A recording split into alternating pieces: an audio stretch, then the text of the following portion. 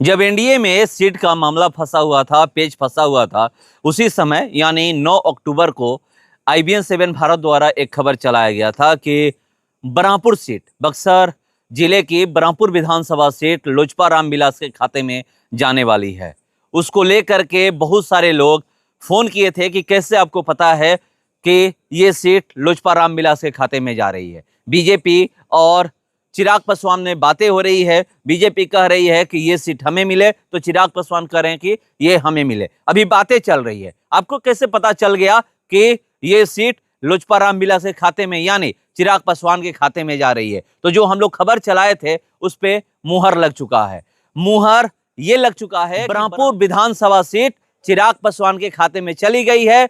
अब वहां से हुलास पांडे उम्मीदवार हो सकते हैं।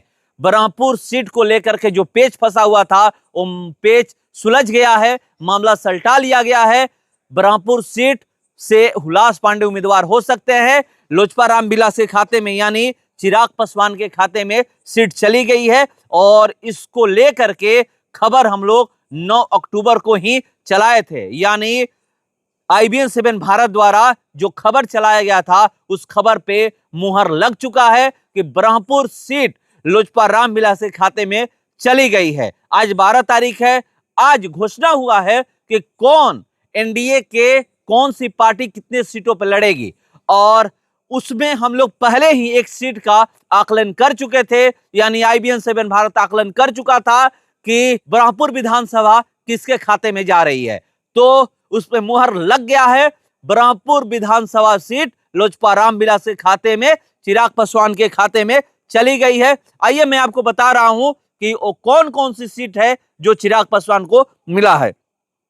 मढ़ौरा का मिला है, एकमा मिला है, गायघाट, हाईघाट, लालगंज, राजापाकड़, रोसड़ा, तारापुर, साहिबपुर, कमाल, बखरी, कदवा, राजगीर, बरहामपुर, दानापुर, फतुआ, हिसुआ, गया, अरवल, ओबरा, अगियाव, मोरवा, सुगौली, कस्बा, मखदूमपुर, सिमरी बख्तियारपुर, गोविंदपुर, हिसुआ, बलिरामपुर, सोनबरसा। ये 29 सीट है और 29 सीट का ये पूरा विवरण है, जिसमें 2 सीट को लेकर के पेच फंसा हुआ था और बीजेपी उस दोनों सीट पे कंप्रोमाइज कर चुकी है बरहामपुर और गोविंदपुर, और दोनों सीट को लेकर के जो पेच फंसा हुआ था वो सारा पेच सलटा लिया गया है।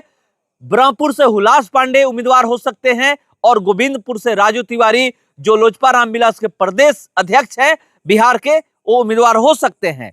तो जो हम लोग खबर चलाए थे उसमें मुहर लग चुका है कि बरहामपुर विधानसभा सीट लोजपा रामविलास के खाते में यानी चिराग पासवान के खाते में गई है। चलिए मैं आपको बता देता हूं कि उपेंद्र कुशवाहा को कौन कौन से 6 सीटें मिली है और माझी को कौन कौन सी 6 सीटें मिली है।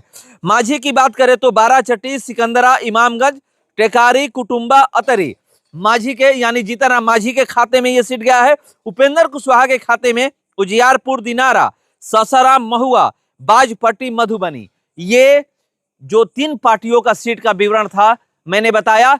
और आगे बीजेपी 101 सीटों पर चुनाव लड़ रही है और जेडीयू भी 101 सीटों पर चुनाव लड़ रही है।